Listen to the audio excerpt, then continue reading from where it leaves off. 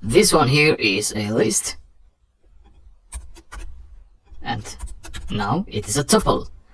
So a tuple is just like a list, but with parentheses, not square brackets. If you print it out, of course you'd get the same representation as in here. So 1, 4, 5, 1, 4, 5.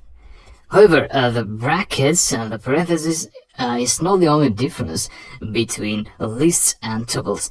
In fact, this is just a difference in syntax.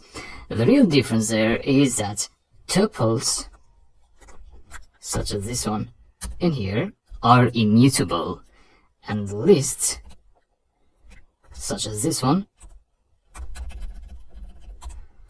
are mutable. What that means is that the list mounted temperatures, 2, you can add more items to the list using, for example, the append method.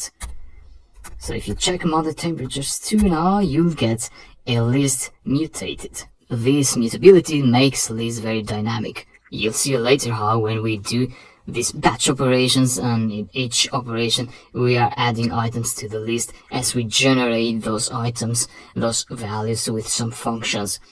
But this is not the case with tuples. If you try to append in a tuple, you'll get an error, because the tuple doesn't actually have an append method at all. Likewise, it doesn't have a remove method,